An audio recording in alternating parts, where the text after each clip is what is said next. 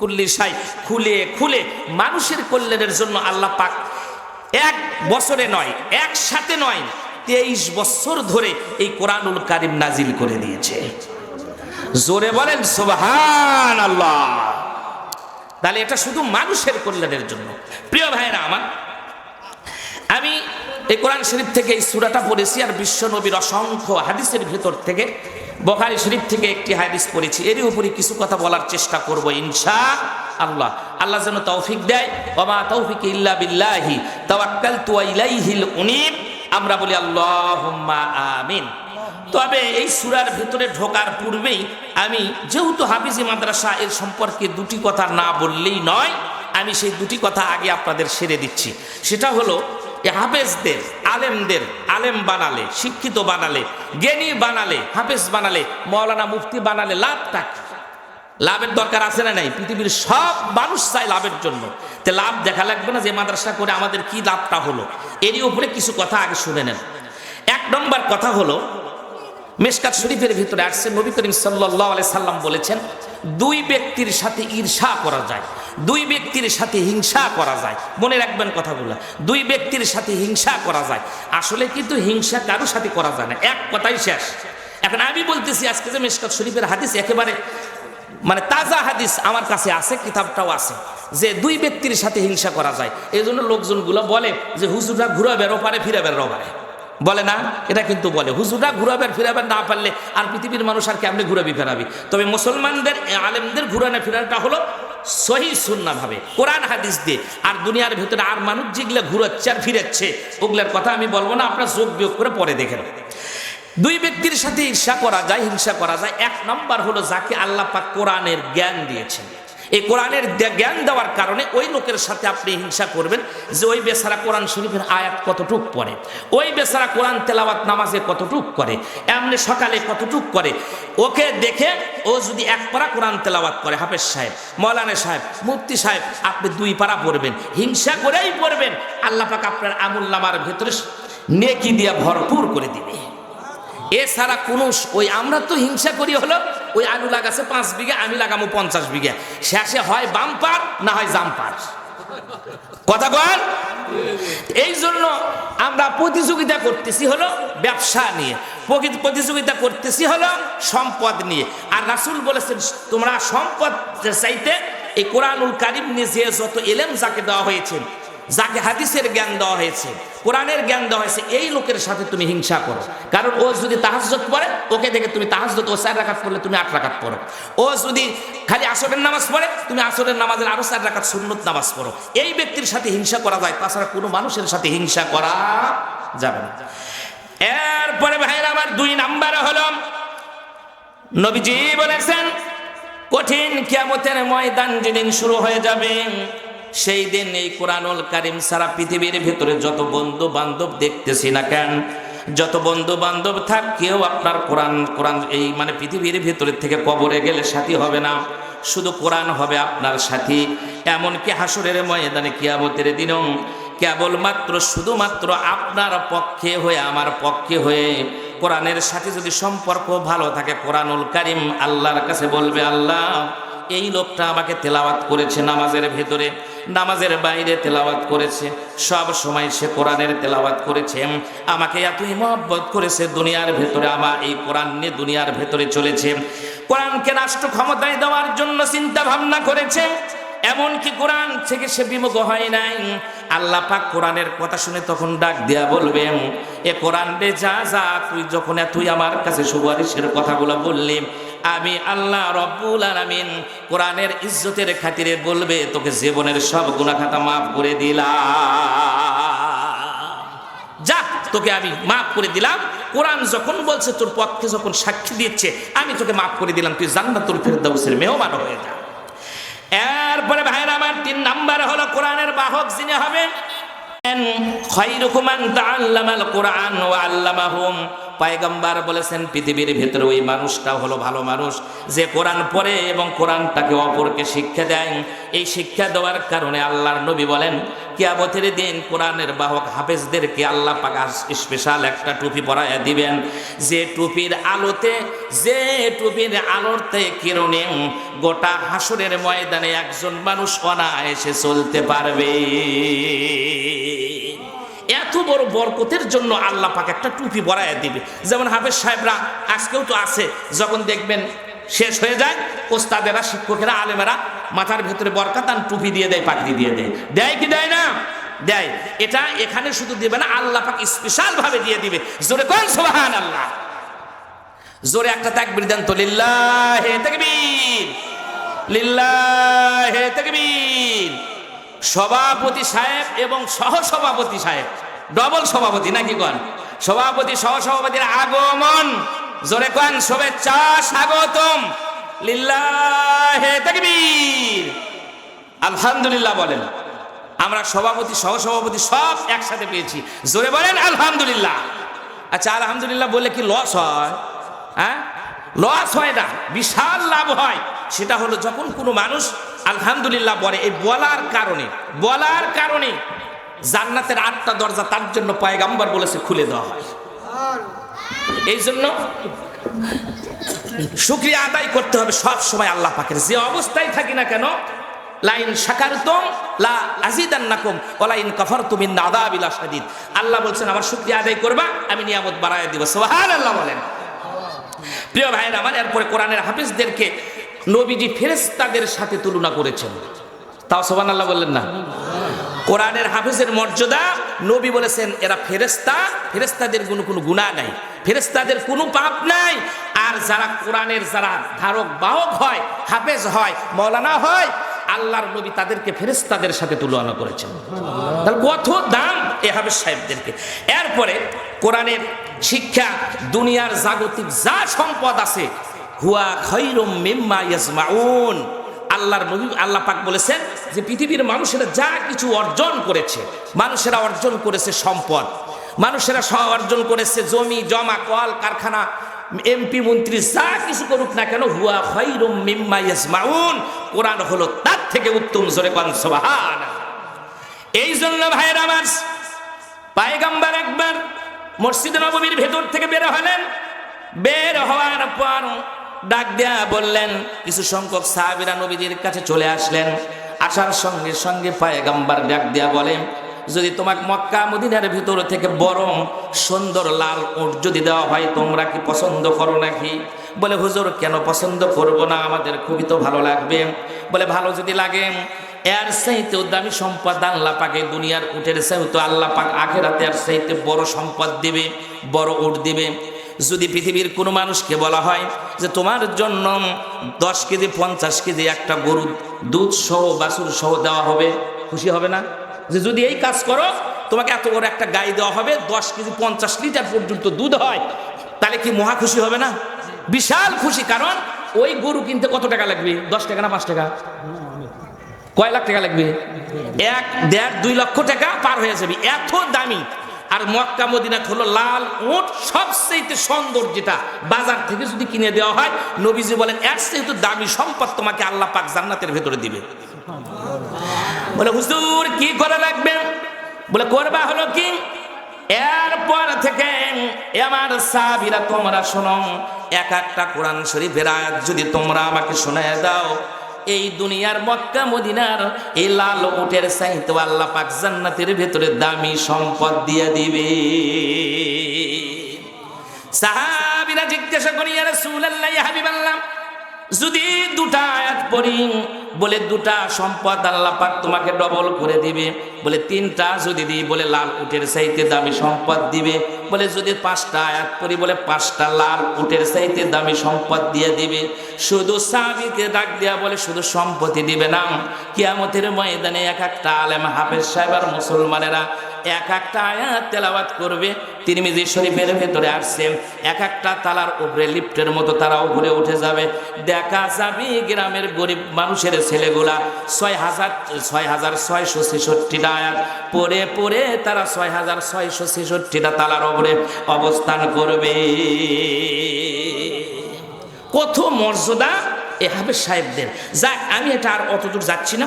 কোরআনের ধার বাহকের সম্মানের নির্দেশ আল্লাহ পাক দিয়েছেন, আল্লাহ তাদেরকে ভালোবাসেন। বাবা মাকে আল্লাহ পাক বিশেষ মর্যাদায় হাসরের ময়দানে উঠাবে। অনেক কথা আছে, আমি ওদিকে তার যাচ্ছি না। এমনকি বংশ থেকে একজন হাফেজ যদি থাকে, একজন আলেম যদি থাকে, বংশের ভেতর থেকে 10 জনকে যাদেরকে অর্ডার করেছেন আল্লাহ পাক যে এরা জাহান্নামী হয়ে যাবে, হাফেজ সাহেব ওখানে দাঁড়িয়ে 10 জনকে ধরে ওই জাহান্নামীকে জান্নাতুল ফেরদাউসের মেহমান বানায় দেবে। আজকে হাফেজ বানা, হ্যাঁ হাফেজ আপনি বানান, এরপরে কেমিস্ট্রি পড়ান, zoology, botany, mathematics, computer, LLB, MBBS সব করতে পারবেন। সুবহানাল্লাহ বলেন। পৃথিবীর এমনও দেশ আছে যে কোরআন শরীফের যদি 20 পারা মুখস্থ না থাকে, 15 পারা মুখস্থ না থাকে, সে MBBS এ ভর্তিও ফরম উঠাতে পারবে না। এমনও দেশ আছে, কারণ কোরআনের হাফেজ যদি সে হয়, ও তো পেট অযথা কাটবে না। কথা কন, কারণ তার ভেতরে আল্লাহর ভয় আছে, আর আল্লাহর ভয় যখন থাকবে সে সেইভাবে চিকিৎসা দিবে। তো যাই হোক, অনেক কথাগুলো আছে। এই জন্য 10 জনকে নিয়ে জান্নাতুল ফেরদাউসের মেহমান হয়ে যাবে, যারা জাহান্নাম আল্লাহ পাক অর্ডার করে দিবেন। এই জন্য কোরআন ছেলেগুলোকে আগে কোরআনের হাফেজ বানান, এরপরে যা ইচ্ছে তাই বানান। শোনেন, আমি আপনাদেরকে স্যার আইজাক নিউটন বানাতে নিষেধ করতেছি না, যিনি তো বিশাল একজন জ্ঞানী মানুষ, তাই না? পদার্থ বিজ্ঞানের অবদান যার সবচেয়ে বেশি, তার নাম হলো স্যার আইজাক নিউটন। তিনি শুধু একটা জিনিস দেখে মাধ্যাকর্ষণ শক্তি আবিষ্কার করেছিলেন। আরবিতে একটা গল্প পড়েছিলাম আমরা, সম্ভবত ক্লাস 4 মনে হয় পড়েছিলাম, আমার এখন মনে পড়লো। তিনি পড়ে মানে আরবিতে একটা গল্প, সেটা ওটা কোরআনের কথা নয়, হাদিসের কথা নয়। তিনি শুধু দেখেছিলেন যে বসে আছেন ছাত্র মানুষ, ছোট মানুষ, আপেল দেখছেন, সাকাতাত তুফাহাতু আলাল আরদি, কিন্তু আসমানের ভেতরে এত বড় ফাঁকা জায়গা, সাকাতাত পতিত হলো তুফাহাতুন আলাল আরদ, এই জমিনের ভেতরে কেন বলো? ওপরের দিকে না আসে, নিচের দিকে কেন? স্যার আইজাক নিউটন দেখেন কত গবেষণা করেছে। সুবহানাল্লাহ বলবেন না? কি জ্ঞান, কি মেধা! আর আমরা তো এগুলো গবেষণা করি না। আমরা গবেষণা করি কি, কেমনে ওই লোকের মায়েরা খাওয়া যাবে, কেমনে দোকানের থেকে একবার বাকি খালি সটকি বের ফেললে হয়। জান আমাকে আর ওই কি করে কয়, কি পাতা, খোকসার পাতার সাইদাও যেন না ধরবে ঘরে। এটা হলো আমাদের বুদ্ধি। আর ওরা এই জন্য এখনো আমেরিকার মানুষেরা, ব্রিটেনের মানুষগুলা, ওরা ওই মানে হারাম বোঝে না, চুরি বোঝে না, ডাকাতি বোঝে না, ছিনতাই বোঝে না, রাহাজানি বোঝে না। ওরা বোঝে যে মানুষের একটা মোটরসাইকেল আছে, যার প্রয়োজন হবে নিয়ে যাবে, আবার দিয়ে যাবে। আর বাংলাদেশে একবার যদি খালি নেয়, কিয়ামত পর্যন্ত হায়াত পেলে ওটা আর আসবে না। এই হলো পরিস্থিতি। যাই হোক প্রিয় ভাইরা আমার, এই স্যার আইজাক নিউটন তিনি এই সামান্য একটা আপেল পড়া নিয়ে গবেষণা করতে করতে তিনি এত বড় কিছু আবিষ্কার করলেন। মাধ্যাকর্ষণ শক্তি তিনি আবিষ্কার করলেন, যার কথা কোরআন শরীফের ভিতরে 1450 বছর আগে আল্লাহ পাক আগেই নাজিল করে দিয়েছে। জোরে বলেন সুবহানাল্লাহ। তাহলে তাকে আল্লাহ পাক কত মেধা দিয়েছেন চিন্তা করছেন। আর আমরা কোরআন শরীফ লিয়া মনে করছি যে কোরআন শরীফ হলে খালি মিলাদ পড়ামো, হাফেজ সাহেবক ধরে লিয়া যাবো, বাপ মাও মরে যাবি, বাপ মাও যত অকাম কুকাম করবি, নামাজ না পড়ুক, হাদিস না পড়ুক, যা ইচ্ছা তাই করুক, বিড়ি 14,000 বাক খাক, তাতেও সমস্যা নেই। সিগারেট খাক, ইয়াবা খাক, যা ডাল খাক, যা খাই খাক, হাফেজ সাহেবক ধরে লিয়া যাবো, আর মুস্তাফিজার হুজুরকে জানাজা পড়ামো। তাহলে হুজুর লিয়া যা জান্নাতে দুয়ারে থুয়ে আসবি, ওইটা না হেঁটেই চলে যাবো। এটা হলো একটা চিন্তা চেতনা। কেউ কারো আপন নয় ভাই। মরে দেখেন, ছেলে হোক, মেয়ে হোক, স্ত্রী হোক, সব বলবি তাড়াতাড়ি বের কর, তাড়াতাড়ি বের কর, জানাজার করে তাড়াতাড়ি পিঠে থুয়ে আয়। এই হলো দুনিয়া, এই হলো ভালোবাসা। তো যাই হোক, অনেক কথা, আমি অনেক দূর চলে গেছি, তা আমি আসল জায়গায় যেতে পারতেছি না। এই স্যার আইজাক নিউটন তিনি একবার মোমবাতির আলো জ্বেলে, কথায় কথা আসলো, মনে চলে গেল, আমি আর একদিকে চলে গেলাম। তো এই স্যার আইজাক নিউটন তিনি একবার কাজ করছেন কি, মোমবাতির আগুন লাগানোর কারণে তার বই পুস্তক যা ছিল সব পুড়ে ছাই হয়ে গেছে। সব যখন পুড়ে গেছে, তার সঙ্গী সাথীরা যারা ছিল তারা বলল, তোমার খারাপ লাগে না? বলে, কেন খারাপ লাগবে? কত মেধা আল্লাহ পাক তাকে দিয়েছিলেন, চিন্তা করছেন। আমি তো এগুলো পড়ে অ্যাস্টনিশড হয়ে যায়, আরে আল্লাহ এত জ্ঞান দিয়েছিল। তো বলছে, কেন তোমার খারাপ লাগতেছে না? এই বইগুলো যে সব পুড়ে গেল। এই যতগুলো বই আছে সব বই আমার মুখস্থ আছে, চিন্তা করছেন কি জ্ঞান আল্লাহ তাকে দিয়েছিলেন। তিনি, আমরা তো বই ভাঁজ করি হলো কালির এখানে পৃষ্ঠে ধরে এভাবে ভাঁজ করি, আর উনি ওইভাবে ভাঁজ করতেন না। আর প্রত্যেকটা পৃষ্ঠায় পৃষ্ঠে তিনি নোট করতেন, টিকা লিখতেন, সব কিছু হাসিয়াগুলো লিখতেন। আরবিতে বলা হয় হাসিয়া, আরবিতে বাংলাতে বলা হয় টিকা। সম্পূর্ণ টিকা করে করে কাগজগুলো নিয়ে মাঝখানে মাঝখানে রেখে দিতেন, আর এগুলো নোট করে আলাদা করে রাখতেন। কোন পৃষ্ঠায় কোথায় কি আছে সব তিনি বলে দিতে পারতেন। চিন্তা করছেন এত মেধা আল্লাহ তাকে দিয়েছিল, কিন্তু সব পেয়েছিল, কিন্তু কোরআনটা পাইছিল না। কোরআন ছাড়া যত কিছুই হোক সব বিফল হয়ে যাবে। এই জন্য কোরআনের কাছে আসেন। এই জন্য দেখবেন যে যত বড় শিক্ষিত হোক না কেন, শেষ পর্যন্ত আসে কোরআনের কাছে চলে আসে। 5 ওয়াক্ত নামাজ পড়ে, তাহাজ্জুদের নামাজ পড়ে, দিনদারি হয়ে যায়, জানাজার নামাজে উপস্থিত হয়, কোরআনের কাছে চলে যায়, মাহফিলের কাছে চলে যায়। এখন তো বেশি একটা মানে আলোচনা বেশি ওই শুনে আমি বেশিরভাগ ডাক্তারদের ভেতরে একজন আছে ডক্টর নাবিল, ইনি খুব সুন্দর বক্তৃতা দেন, তাই না? বিশাল জ্ঞানী। তারপরে আমি দেখলাম যে হুজুরদের বক্তৃতা শোনার জন্য নিচে বসে আছে। আসলে এটা বেমানান তার জন্য, আমাদের জন্য। রাজু ভাই যদি ওখানে বসে, ছোট ভাই প্রবাসক মানুষ, তিনিও যা বসে, এটা বেমানান দেখা যায় না? আমি এটা দেখে আমার খুব খারাপই লাগলো যে আসলে ঠিক নয়। গায়ের চাদর পরিয়া, লুঙ্গি পরিয়া, মানে এত নম্র, এত ভদ্র যে তিনি নিচে নামে বসে থেকে তিনি হুজুরদের ওয়াজ শুনতেছেন। দেখেন এত বড় জ্ঞানী হওয়া সত্ত্বেও অনেক তার বক্তৃতা আমি শুনেছি। যাই হোক, আমি ওদিকে না আসেন, আলোচনার দিকে চলে যাই। আমি তেলাওয়াত করেছি কোন সূরা মনে আছে আপনাদের? কি সূরা? ইখলাস। ইখলাস নাকি মনে আছে তো, নাকি বলেন? এই ইখলাস কোরআন শরীফের সব সূরার নামকরণ ওই সূরার ভিতর থেকে, আয়াতের থেকে নেওয়া হয়েছে। যেমন সূরাতুল বাকারা, বাকারা মানে হলো গাভী, এই গাভীর থেকে সূরাটার নামকরণ করা হয়েছে হলো সূরাতুল বাকারা। এরপরে সবগুলা কোরআন শরীফের সব সূরারই নাম আছে তার ভিতরে, শুধুই কেবলমাত্র একটা মাত্র সূরা যার নামটা কোরআন শরীফের ওই এই সূরার ভিতরে নাই, সেই সূরাটার নাম হলো সূরাতুল ইখলাস। একটা শব্দ এর ভিতরে ইখলাস পাবেন না আপনি, কিন্তু আল্লাহ পাক এই সাহাবায়ে কেরাম, আল্লাহর নবী এই সূরাটার নাম স্পেশাল ভাবে ইখলাস রেখেছেন আল্লাহ পাকের হুকুমে। তো যাই হোক, আসুন এই সূরার থেকে আপনাদের কিছু ফজিলতের কথা শুনাই। মাদ্রাসা সম্পর্কে ওয়াজ আমি প্রচুর করছি, আর করব না। এখন আমি এই সূরার থেকে আপনাদের কিছু করে শোনাই। এই সূরার ফজিলত কমসে কম আছে অনেকগুলি, তার ভিতর থেকে 12টার মতো ফজিলত আছে। আমাকে বলে যে হুজুর খালি এই মানে গরম গরম ওয়াজ করে, ফজিলতের ওয়াজ করে না। তবে হয়েছে কি শোনেন, ফজিলতের হাদিসগুলো বেশিরভাগই দুর্বল হয়। হাজা হাদিসন গারিবন, হাজা হাদিসন জাইফুন, এই হাদিসের নিচে লেখা থাকে, মানে বেশিরভাগ দুর্বল। কারণটা হলো কি জানেন, নবীর ফজিলতের জন্য আমরা তসবিহ লই না। এই তসবির কথা কিন্তু কোরআন হাদিসের কোথাও নাই। তবে হ্যাঁ, তিরমিজি শরীফের ভিতরে আছে, নাসাই শরীফের ভিতরে আছে। নবী করিম সাল্লাল্লাহু আলাইহি সাল্লাম যখন তিনি জিকির করতেন, তখন একটা পাতিলের ভিতরে তিনি কিছু পাথরগুলো নিতেন, নিয়ে একটা করে সুবহানাল্লাহ বলে একটা পাথর তিনি রাখতেন। আর আমরা এটাকে সুন্নত মনে করে তসবিহ তাহলিল বানাইছি। খারাপ কাজ কিন্তু আমি করতেছি না, কিন্তু এই হাদিসগুলোর ভিতরে বেশিরভাগ দুর্বল। যেমন ফাজাইল আমল আছে, এই কিতাবের কি বলবো আমি, এত সহিহ হাদিসগুলো তোলা হয়েছে। তবে আমল করা যাবে, খারাপ আমল না, কিন্তু আমি বলতেছি না যে খারাপ আমল আপনি করতে পারবেন, কিন্তু এগুলি মানে হাদিসের মানের দিক দেখে দুর্বল হাদিস। এই জন্য ফজিলতের কথা বেশিরভাগ মুফাসসির কিরাম কবি উল্লেখ করেছেন। তো যাই হোক, আমলের জন্য আপনি করতে পারবেন। তবে এর ভেতরে, এই সূরার ভিতরে ফজিলতগুলো আছে, দুর্বল হোক আর সবল হোক, সহিহ বর্ণনাও আছে। যেমন একটা হাদিস আপনাদেরকে আমি শুনাইয়া দিই।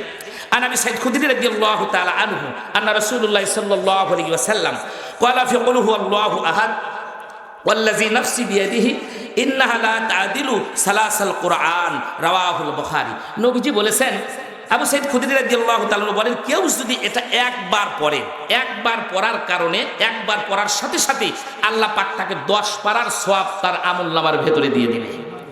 জোরে কোন সুবহানাল্লাহ। আপনি কোরআন শরীফ পড়তে পারেন না, শুধু কোরআন শরীফের সূরা ইখলাস আপনি একবার পড়বেন, 10 পারা পড়লে যে নেকি হয়, সেই নেকি আল্লাহ পাক খুশি হয়ে আপনার আমলনামার ভিতরে দিয়ে দেবে। তাহলে কি খারাপ হলো? এরপরে ভাইরা আমার, এই হাদিসটা কিন্তু বুখারী মুসলিম শরীফের মধ্যে আছে। এই হাদিসটা সহিহ হাদিস।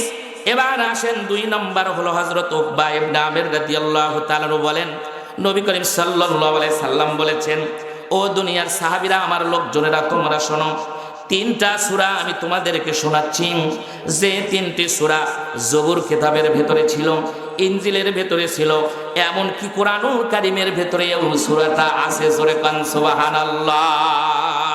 তাওরাতের ভেতরে ছিল, জাবুরের ভেতরে ছিল, ইনজিলের ভেতরেও ছিল, কোরআনের ভেতরেও আছে। সাহাবীরা জিজ্ঞাসা করে, ইয়া রাসূলুল্লাহ, ইয়া হাবিবাল্লাহ, সেই সূরাটা কোন সূরা? পয়গম্বর ডাক দিয়া বলে, সেই তিনটা সূরা হলো সূরাতুল ইখলাস, সূরাতুল ফালাক আর সূরাতুন নাস। এই তিনটা সূরা যে পড়বে, রাতের ভেতরে যে লোকটা না পড়ে এটা ঘুমাবে, আল্লাহ পাক খুশি হওয়ার কারণে তিনটা কিতাব পড়লে যে সওয়াব হয়, ওই সওয়াব আল্লাহ পাক বান্দার আমলনামার ভেতরে দিয়ে দিবে।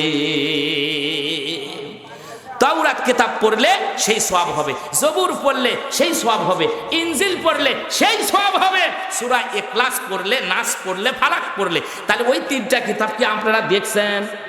আমার কাছে এক খণ্ড ইনজিল ছিল, সেটা আবার উইখায় শ্বাস করছে। সেটা আমি দেখেছি, ওর ভেতরে কিছু মানুষের কিছু কথা দিয়েছে, আগের মতো কিছু আর ওর ভেতরে নাই। আমি হিন্দুদের কিতাবও পড়ি। এখন তো মানুষেরা অনেক রকমের মানুষ পৃথিবীর ভেতরে আছে না? প্রশ্ন করলে তো উত্তরও কিছু দেওয়া লাগবে। ডক্টর জাকির নায়েক, বেটা ছিল না একটা, বিশ্বকে কাঁপায়া তুলছে। হিন্দু হোক, বৌদ্ধ হোক, খ্রিস্টান হোক, সামার হোক, মুসি হোক, যে ধর্মেরই লোক হোক, তার কাছে গেলেই সেই লোকটা কাবু হয়ে যায়। কথা বল। এই জন্য সব বই আপনি পড়বেন, যেটা ভুল আছে সেটা বাদ দিবেন, যেটা দরকার আপনার ভালো দিক আছে সেটা আপনি দিবেন, আর ভুল যেটা আপনার মনে হয়, সন্দেহ মনে হয়, ওটা আপনি বাদ দিয়ে দিবেন, যে না এটা আমার দরকার নেই। সব কথাই কি নেওয়া যাবে? এ বাইরে দুই ভাই পড়ছে, আমিও পড়েছি কলেজে যখন পড়ি। পড়ার ভিতরে কয়েকটা পর্বের প্রাণীবিজ্ঞানের আছে যে মানুষ, আমরা মানুষ নই, আমরা হলাম বানরের থেকে আমাদের জন্ম। এই কথা কি, এই আকিদা যদি নেন, ডক্টর কি ডারউইনের এই মতবাদ যদি কেউ নেয়, জীবন থাকবে? সব এলোমেলো হয়ে যাবে। কারণটা হলো, মানুষের সৃষ্টি হলো আদম আলাইহিস সালাম থেকে। আদমকে বানাছে আল্লাহ পাক মাটি থেকে, আর আদম আলাইহিস সালামকে আল্লাহ পাক স্পেশাল ভাবে হাত দিয়া, নিজ হাত দিয়া সানায়া সুনায়া আল্লাহ পাক বানাইছে। এখন বানরের সৃষ্টি যদি আমি হই, এটাতে অহংকার বেশি না আমি আদম আলাইহিস সালামের গোষ্ঠী, আদম নবীর সন্তান, এতে আমার অহংকার বেশি? কোনটার ভেতরে অহংকার বলেন তো? আদমের সন্তান, এটাই অহংকার না? যদি কোনো ছেলে বেশিরভাগ লাফালাফি করে, তখন আমরা কি বলি? এই তোর শরীরের মধ্যে বানরের হাড্ডি আছে, এত লাফাস কে? কথা বল, তাই বলি না? তার মানে হলো বানর একটা নিকৃষ্ট। আর বানরে এমনি হয় না, আল্লাহর হুকুম না মানার কারণে ইয়াউমুস সাবত, কোরআন শরীফের সূরা বাকারার মধ্যে আছে, ওইদিকে যাচ্ছি না, সেই জন্য তারা বানর হয়ে গেছে। যাই হোক, এই কথাটা আমি বললাম। তাহলে ইনজিলে বলেন, তারপরে জবুর, তৌরাত, সবকে তার সওয়াব আল্লাহ পাক পড়লে যে নেকি হয়, সেই সব আমলনামার ভেতরে দিবে। এরপরে ভাইরা আমার, আনাস রাদিয়াল্লাহু তাআলা বলেন, একজন সাহাবী নবী করিম সাল্লাল্লাহু আলাইহি ওয়াসাল্লামের কাছে আসলেন। আনাস রাদিয়াল্লাহু তাআলা বলেন, আসার পর ডাক দেয়া বলে, ইয়া রাসূলুল্লাহ, ইয়া হাবিবাল্লাহ, আমি কোরআন শরীফের সূরা ইখলাসকে ভালোবাসি। পয়গম্বর বলে, তাহলে কি তুমি খুব ভালোবাসো নাকি? বলে, হ্যাঁ পয়গম্বর, খুব ভালোবাসি। নবী বললেন, এই সূরা ইখলাসই তোমাকে জান্নাতুল ফিরদাউসের মেহমান বানায়া দিবে। আপনি মূর্খ মানুষ হয়েছেন, পড়াশোনা পারেন না, বারবার করে সূরা ইখলাস পড়েন, সুবহানাল্লাহ। এটা সেই সূরা। এরপরে ভাইরা আমার, এই সূরা 4 নাম্বার হলো, যে ব্যক্তি প্রতিদিন 100 বার করে পড়বে, পয়গম্বর বলেন 50 বছরের ভেতরে যত গুনাহ করেছে সব গুনাহ খাতা আল্লাহ পাক মাফ করে দিবে। পয়গম্বর বলেছে 100 বার পড়লে গুনাহ মাফ হবে, কিন্তু যে বান্দার দুনিয়ার ভেতরে ঋণ থাকবে, এই ঋণটা কিন্তু মাফ হবে না। নবীজের কথার ভেতরে কোনো ভাগ নাই। সেটা হলো গুনাহ মাফ হবে ঠিক, কিন্তু আপনার কাছে আমি টাকা, আপনি আমার কাছ থেকে পাবো, আপনি আমার কাছ থেকে পাবেন, আর আমি ওই টাকা দিব না, ওটা আল্লাহ পরিশোধ করে দিবে। কত বড় বড় পাপ।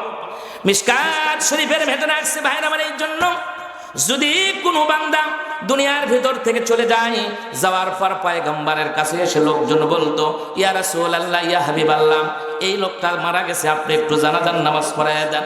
জানাজার মুর্দার সামনে পয়গম্বর দাঁড়িয়ে বলতো, এ আমার সাহাবীরা, তোমরা বলতেছো জানাজার জন্য, তাহলে শোনো, এই লোকটার কি কোনো ঋণ আছে নাকি? সাহাবীরা বলে, ইয়া রাসূলুল্লাহ, ইয়া হাবিবাল্লাহ, ঋণ আছে। বলে, না না, আমি পয়গম্বর পারবো না, তোমরা যারা পারো তোমরা তাকে দিয়ে জানাজা পড়ায় নাও।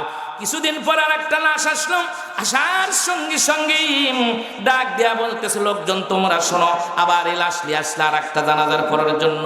এই ব্যক্তির কি কোনো ঋণ আছে নাকি? ছেলে মেয়ে যারা ছিল তারা বলল হ্যাঁ ঋণ আছে, তবে পয়গম্বর আমরা তার পরিশোধের ব্যবস্থা করব। পয়গম্বর দাঁড়িয়ে বলে কোনো সমস্যা নাই, তাহলে তার জানাজার নামাজ পড়াইয়া দিচ্ছি। এই জন্য ভাইরা আমার, ঋণ এত বড় বোঝা, ঋণ নিয়ে কবরের ভেতরে যায় নাম। ঋণ যদি আল্লাহ পাক সব গুনাহ মাফ করবে, কিন্তু ঋণের গুনাহ, এই গুনাহটা আল্লাহ পাক কখনো মাফ করবে না। আমার ভাইয়ের পরে আসুন, এরপরে 5 নম্বর হলো ঘুমানোর পূর্বে পয়গম্বর বলেন, দুনিয়ার ভিতরে কোনো বান্দা যদি 100 বার পড়ে, 100 বার যদি ঘুমানোর বিছানায় চলে গেছেন সারার নামাজ পড়ে, আপনি তসবিহ হাতে নিয়ে যেমনে পারেন, যদি 100 বার গুনে গুনে যদি আপনি এই সূরা ইখলাসটা পড়েন, 100 বার পড়ার কারণে ডান কাঁধে হয়ে শুয়ে পড়লেন, কিয়ামতের ময়দান যেদিন শুরু হয়ে যাবে, আল্লাহর নবী সেই দিন ডাক দিয়া বলবে, আজকে এই জায়গার ভিতরে সূরা ইখলাস তোমরা যারা যারা পড়েছ, ডান দিক দিয়ে তোমরা সবাই বেহেশতের দিকে চলে যাও। এটা সেই ফজিলতপূর্ণ সূরা, 100 বার পড়লে ডান দিক দিয়ে আপনার হিসাব দেওয়া লাগবে না, বিনি হিসাবে জান্নাতুল ফেরদাউসের মেহমান বানায় দিবে। এটা জোরে তাকবীর দেন, লিল্লাহি তাকবীর, লিল্লাহি তাকবীর। আলহামদুলিল্লাহ। ওই দিকে আপনারা একটু না বিছনা টিছনা থাকে কাপড় চোপড় পাড়া দেন, তো লোকজন তো হয় মাহফিলে। এখন গ্রামগুলো দূরে দূরে তো মানে কাজকর্মের দিন একটু সমস্যা হচ্ছে, এটা জানি, কিন্তু লোক হবে আলহামদুলিল্লাহ বলেন। তা আপনারা একটু বিছানার ব্যবস্থা করে দেখেন তো, কাপড় চোপড় যদি থাকে তাহলে ওই দিকে পাড়ায় দেন, মানে লোকজন ওখান থেকে আসে মানে দেখে চলে যায় যে আমরা বসবো খেরের মধ্যে আর ওরা হচ্ছে কাপড়ের মধ্যে। এটা কি ঠিক হলো? যে কোনো একটা করা লাগবে, হয় কাপড় দিবেন নাই খের দিবেন। যাক, এখন আর ওঠার কোনো কায়দা নেই, যে অবস্থায় আছেন ওই অবস্থায় থাকেন।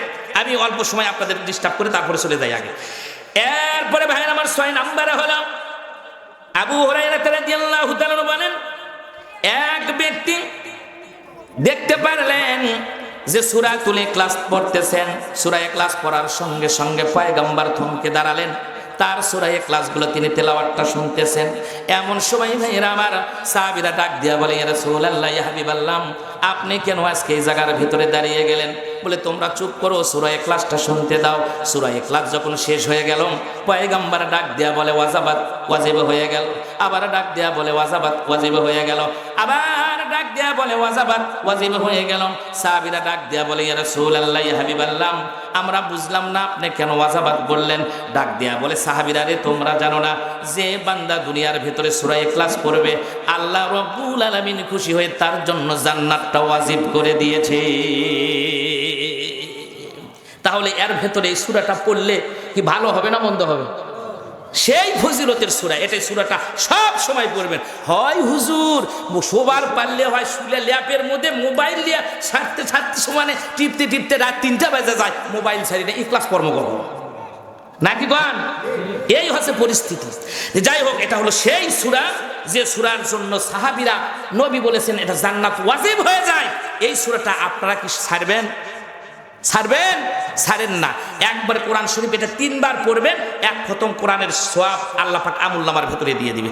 7 নম্বর হলো ফজিলতের দিক দিয়ে নবীজি বলেন, কেউ যদি দুনিয়ার ভিতরে 10 বার এই সূরাটা পড়ে, 10 বার যদি এই সূরাটা পড়ে, জান্নাতের ভিতরে আল্লাহ পাক একটা বিশাল অট্টালিকা, বিশাল বালাখানা আল্লাহ পাক তার জন্য বানিয়ে দিবে। এই দুনিয়ার বালাখানা না, 10 বার পড়বেন একটা অট্টালিকা পাবেন। তাফসীর ইবনে কাসিরের ভিতরে আছে, দুনিয়ার তো একটা মানে বিল্ডিং বানাতে মাথা ঘুরে যায়, একটা বাড়ি বানাতে মাথা ঘুরে যায়। আর নবীজি বলেছেন এই পৃথিবীটা যদি হাজার হাজার কোটি কোটি বার বিক্রি করে দেওয়া যায়, আর আল্লাহর জান্নাতের ভিতরে যে সিকগুলো থাকবে, যে জানলাগুলো থাকবে, ওই জানলার সাথে যে কাপড় থাকবে, ওই কাপড়ের যে সুতা থাকবে, এক টুকরা সুতার দামও এই পৃথিবীটা কোটি কোটি বার বিক্রি করলেও তার সমান হবে না। সেই জান্নাত আল্লাহ পাক দিয়ে দিবে। সাহাবীরা ডাক দিয়ে বলেন, ইয়া রাসূলুল্লাহ, 10 বার পড়লে একটা জান্নাত। বলে হ্যাঁ, 10 বার পড়লে একটা জান্নাত। যদি 20 বার সূরা ইখলাস পড়ে, পয়গম্বর বলে তার জন্য 2টা বালাখানা দেওয়া হবে, 2টা অট্টালিকা দেওয়া হবে। সাহাবী ডাক দিয়া বলে, ইয়া রাসূলুল্লাহ, ইয়া হাবিবাল্লাহ, যদি আমি এটা 30 বার পড়ি তাহলে কি হবে? 30 বার পড়ার কারণে পয়গম্বর বলেন, তোমার জন্য জান্নাতের ভিতরে আল্লাহ পাক 3টা বালাখানা বানায়া দিবে। আব্দুল্লাহ ইবনে উমর শোনার পর ডাক দিয়া বললেন, ইয়া রাসূলুল্লাহ, এই সূরা তো আমি অনেকবার পড়ি, তাহলে তো জান্নাতের ভেতরে বালাখানা অনেক হয়ে যাবে। আল্লাহর নবী ডাক দিয়া বলে, আব্দুল্লাহ বিন উমর, তুমি জানো না আল্লাহ রব্বুল আলামিনের সম্পদ কত, আল্লাহু গানি ওয়া আনতুমুল ফুকারা। পৃথিবীর যত মানুষ আছে সবগুলা হলো ফকিরের গোষ্ঠী, আর আল্লাহ রব্বুল আলামিন হলো ধনী। আল্লাহ পাক দিতেই থাকবেন। তাহলে 30 বার যদি সূরা ইখলাস প্রত্যেক দিন পড়েন তাহলে 3টা বালাখানা দিবে। চিন্তা আছে আপনার? চিন্তা তো আছে মনে মনে। আর এই করছেন যে হাইরে এর আগেকার সরকার একবার চুরি টুরি করে 15 বছর ক্ষমতা থেকে ইন্ডিয়ার যে 300টা বাড়ি করছে, আর হুজুর খালি এই 30 বার বললে পারে এই কটা একবারের মধ্যে সান্দালে, এক রুমের সান্দালে কোন তালাক চলে যাবেন আপনি হিসেবেই পাবেন না। এত জান্নাত দিবে। ও যুবক, খালি জান্নাত দিবে, এক একটা যে হুর দিবে, হুরের পায়ের সাথে যে নিয়ে সলপল লাগায় না সেগুলা কি বলে? নূপুর। নূপুর ওই এক একটা নূপুরের ছোট্ট ছোট্ট দানার মতো থাকে না, কুয়ার মতো থাকে না, এই কুয়ার ভেতর থেকে 70 রঙের মতো আলো আল্লাহ পাক বের করে দিবেন। কোন কোন বর্ণনায় আছে একটা নূপুরের ভেতর থেকে 70,000 নূর আল্লাহ পাক বের করে দিবেন। চিন্তা করে দেখেন, আজকে তো ডাইকেরা না আদান একটা নাচ গান করলি ফিট হয়ে পড়ে যায়, আর সেই দিনকে হুরগুলা কেমন হবে? চক্ষুগুলা বড় বড় হবে, ডাকর চোখ বিশিষ্ট হবে। আর জান্নাতের ভিতর থেকে এরা যখন মানুষগুলা জান্নাতের দিকে চলে যাবে, যাওয়ার পরে গেটম্যানের কাছে যাওয়ার সাথে জান্নাতের ফেরেশতা রায়ান ধরবে, আর হুর গিলমানগুলো চলে আসবে। আঙ্গুলের ভেতরে 10টা আঙ্গুল আছে, তারা চলে আসবে। সবগুলো পুরুষ মানুষের হাতে আঙ্গুলে লাগানোর একটা ক্যাপাসিটি আছে, আংটি দেওয়ার একটা ক্যাপাসিটি আছে। সব ঘর আংটি দিলে সব আঙ্গুলে মানায় না, এক একটা আঙ্গুলের এক একটা নাম আছে। আরবিতে বলা হয় ইবাহাম, সাবাবাব, ওয়াস্তা, বেনশির, খেনশির। আর দেশের মানুষগুলো বলে এর নাম হলো পিঠ জ্বলা না, এর নাম হলো পথ দেখা না, এর নাম হলো দাঁত ঘষা না, এর নাম হলো আংটি ভরা না, এর নাম হলো কানসুল করে না। কথা কন ঠিক না বে ঠিক? আপনি যখন কোনো মানুষ বলে যে ভাই আমি মালিয়াটার দিকে চলে যাবো, কোন দিক দিয়ে যাবো, আপনি কি করছেন এই দিক দিয়ে যাও, এই দিক দিতে চান, দিলে দেওয়ার সাথে করে শালা বেকায়দা লোক রে, এরকম খারাপ মানুষ তো দেখিনি। আপনি দেখার লাগবে এই লোকে আগে যাবে, কিন্তু এই দিক দিয়ে চলে যান। কথা কন? এই যে আংটি ভরালে এই আঙ্গুলে আংটি লাগালে সুন্দর হয়, কিন্তু জান্নাতের গেটম্যানের ওখানে যাওয়ার সাথে সাথে জান্নাত থেকে আসে হুর গেলমানগুলো এসে ধরবে, আর জান্নাতের ভিতরে 10টা এই মানে জান্নাতি যারা হবে তাদের আঙ্গুলের ভিতরে 10টা আংটি পরাইয়া দিবে, আর এই 10টা আংটির সাথে 10 রকমের লেখা থাকবে। আজকে ওই দিকে যাবো না, মেলা ওয়াজ আছে, ওটা পান লাগারি যদি হয় মনে করে দিন, ওটি হয়ে দিবি ইনশাআল্লাহ। কথা কন ঠিক কিনা? এই জন্য ওই গ্রামে কর্ম। এই ওয়াজগুলা কি আপনারা শুনছেন? যদি শোনেন তাহলে আমি আর করবো না। এই জন্য লোকজন কয় যে মোস্তাফিজুর হুজুর যাই করুক এনা পড়াশোনা করেই ওয়াজ করে, এগুলা বাইর করতে কি আমার সময় লাগে না নাকি? কন নাকি সময় লাগে না কঞ্চ? প্রচুর সময় লাগে ভাই, একবারে হেলা মনে করেন না। আমাকে দেখে কয় হুজুরটা খালি খালি শীতের দিন হচ্ছে কি খাওয়াটা খাবি, কি দৌড়াচ্ছে, পেলাও আছে। কথা কন? আচ্ছা যাই হোক, অনেক দূর চলে গেছি। আমি বলতেছিলাম হলো আল্লাহ পাক এই বালাখানা দিবে, আর কি কি লেখা থাকবে আংটি সেই দিন বলবো, খালি মনে করে দিন। এরপরে 9 নম্বর হলো, 8 নম্বর হলো সকাল সন্ধ্যা যে ব্যক্তি এই সূরাটা পড়বে আল্লাহ পাক তার ইমানের দুর্বলতা থেকে আল্লাহ পাক মুক্ত করে দিবে। সকাল সন্ধ্যা এই সূরা পড়বে। এরপরে ভাইরা আমার খাঁটি মনে কেউ যদি 200 বার পড়েন, 200 বার পড়ার কারণে 100 বছরের সগীরা গুনাহগুলো আল্লাহ পাক মাফ করে দিবে। কেউ যদি 10 নম্বর হলো 3 বার যদি কোরআন শরীফ পড়েন, 1 খতমের 3 বার যদি সূরা ইখলাস পড়ে 1 খতমের সওয়াব আল্লাহ পাক তার আমলনামার ভেতরে দিবে। 11 নম্বরে হলো আনাস রাদিয়াল্লাহু তাআলা বলেন, একবার কিছু সাহাবায়ে কেরামরা মসজিদে কুবার ভেতরে লোকজনগুলো সব জমা হয়েছে, সাহাবায়ে কেরামরা দেখতেছিলেন কি ব্যাপার, বলে আমরা ইমামের জন্য অপেক্ষা করতেছি। যে মসজিদে কুবার সম্পর্কে আল্লাহর নবী বলেছেন কেউ যদি মসজিদে কুবার ভেতরে 2 রাকাত নামাজ পড়ে, নামাজ পড়ার সঙ্গে সঙ্গে আল্লাহ পাক খুশি হয়ে তার জন্য একটা কবুল হজ, একটা উমরা হজের সওয়াব আল্লাহ পাক তার আমলনামার ভেতরে লিখে দেয়। একটা উমরা করতে গেলে 2-3 লাখ টাকা লাগে, 1 লাখ 1.5 লাখ টাকা লাগে, আর ওই জায়গায় 2 রাকাত নামাজ পড়বেন, নামাজ পড়লেই একটা উমরার সওয়াব। সুবহানাল্লাহ বলেন। সেই মসজিদের ইমামকে লোকজনগুলা সাহাবায়ে কেরামগুলা ধরে ফেলছেন, আর ধরার পর ডাক দেয়া বলেন, এই আমার নবীর সাহাবী আপনি বারবার করে সূরা ইখলাস কেন পড়েন? সাহাবী ডাক দেয়া বলে, তোমরা আমার পেছে যদি নামাজ পড়তে পড়ো না ভাই, তোমরা আমাকে ইমামতির থেকে বাদ দিয়ে দাও। আমার মন চায় আমি এই সূরাকে ভালোবাসি, কিন্তু লোকজনের কথা ইমাম সাহেব শুনল না যে আপনি বারবার করে সূরা ইখলাস কেন তেলাওয়াত করেন। চলে গেল, সংবাদটা নবীর কাছে বিচারে দেওয়া হলো। পয়গম্বর শোনার পর ইমামকে ডাক দিয়া বলেন, এ কাবার ইমাম, আমার সাহাবী কেন আজকে এই জায়গার ভেতরে তুমি এই জায়গার ভেতরে বারবার করে তোমার এই সূরা ইখলাসটা পড়ো, তোমার অন্য কোন সূরা কি তোমার মনে হয় না? মনে কি নাই, মুখস্থ কি নাই? ডাক দেয়া বলে, পয়গম্বর সব সূরা আমার মুখস্থ আছে, কোরআন আমি হিফজ করেছি, হাফেজ আমি, কিন্তু হুজুর গম সূরা ইখলাস কেন জানি আমার ভালো লাগে, এই সূরাটা আমার বারবার পড়তে মন চায়, যার কারণে সুন্নত নামাজে আমি সূরা ইখলাস ছাড়ি না, ফরজ নামাজেও আমি ইখলাস ছাড়ি না। আল্লাহর নবী ডাক দেয়া বলেন, এ কোবার ইমাম আর এ কোবার মুসল্লিরা তোমরা শোনো, আমার সাহাবায়ে কেরামরা শোনো, যে লোকটা সূরা ইখলাসকে যে ইমামটা এত ভালোবাসে, যাও যাও আমি নবী বলতেছি, এই ইমামকে এই সূরাটাই জান্নাতুল ফিরদাউসের মেহমান বানায়া দিবে। এরপরে ভাইয়ের আমার 12 নাম্বার হলো, কেউ যদি মনটা উজাড় করে, দিলটা উজাড় করে যদি কেউ 100 বার যদি সূরা ইখলাস তেলাওয়াত করে, যদি খাবারটা হালাল হয়, রিজিকটা যদি হালাল হয়, হারাম যদি না হয়, হারাম যদি হয়, তাহলে তার দোয়া কবুল হবে না। 1000 বার পরে যদি নেক মাকসুদ নিয়ে, তার মনের আশা আকাঙ্ক্ষা নিয়ে ভালো নিয়ত করে যে দোয়াটা আল্লাহর দরবারে করবে, ওই দোয়াটার সাথে সাথে আল্লাহর দরবারে মঞ্জুর হয়ে যাবে। তাহলে এই 12টা ফজিলতের কথা আমি আপনাদের সূরা ইখলাসটা যারা পড়ে তারা ঘুষ খেতে পারে না, সুদ খেতে পারে না, চিটিং করতে পারে না, বাটপারি করতে পারে না। তাহলে এই কোরআনটা দিয়ে যদি দেশ চলে, সমাজ চলে, রাষ্ট্র চলে, পরিবার চলে, তাহলে সেখানে ভালো হবে না? ভালো হবে না? হবে না বলেন তো? আমরা কিছু মানছি, আমরা সেটা হলো তাসবিহ, তাহলিল, জিকির, আজকার, নামাজ, রোজা, বিয়ে, শাদী, সংসার, হাট বাজার, এগুলো কিন্তু কোরআন শরীফের মধ্যে আছে, আছে না নাই বলেন তো? সব কিন্তু আছে, সব আছে। এমনকি কোরআন শরীফের ভেতরে দেশের নামও আছে। 7টা দেশের নাম আল্লাহ পাক এই কোরআন শরীফের ভেতরে রাখছেন। 7টা দেশের নাম আছে, হলো মিশরের নাম, আছে হলো মক্কার নাম, কাবা শরীফের নাম। এরপরে এই কোরআন শরীফের ভেতরে আছে হলো রোম, রোমের নামে একটা আল্লাহ পাক সূরাই নাজিল করেছেন। অনেক মানুষ কয় যায় হুজুররা কে রাজনীতি করবি, আরে দেশের কথা তো সূরা আল্লাহ পাক রোমের ভেতরে বলেছেন, আলিফ লাম মিম গুলিবাতির রোম। এই রোম সম্পর্কে আল্লাহ পাক সূরা নাজিল করেছেন। সুবহানাল্লাহ বলবেন না? কারণ রোম পারস্য তখন ছিল সবচেয়ে বেশি সম্রাট, তারা সবচেয়ে দামি মানুষ ছিল তারা। সেই রোমের লোকজন যদি এই অবস্থা হয়, তাদের নামে যদি সূরা হয়, তাহলে কি মনে করতেছেন যে আল্লাহ পাক এই সূরাটা নাজিল করেছে এগুলির ব্যথা নাজিল করছে? শুধু মানুষের কল্যাণের জন্য করছে। এখন শোনেন, আমরা মানছি হলো আদা আদি মানছি, আদা আদি মানছি, নামাজ, রোজা, তাসবিহ, তাহলিল, জিকির, আজকার, এই কয়টা খালি মানছি। রমজান মাসের রোজা 30টা রাখি একটা আয়াতের কারণে, ইয়া আইয়ুহাল্লাযীনা আমানু কুতিবা আলাইকুমুস সিয়াম কামা কুতিবা আলাল লাযীনা মিন ক্বাবলিকুম লাআল্লাকুম তাত্তাকুন। যে একটা আয়াতের জন্য আমরা রোজা রাখছি, একটা আয়াতের জন্য জুমার নামাজ পড়ি, একটা আয়াত নিয়ে আমরা নামাজ পড়ি, একটা আয়াত নিয়ে নামাজও পড়ি, কুরবানিও করি। ফাসাল্লি লিরাব্বিকা ওয়ানহার, নামাজ পড়ো আর কুরবানি করো।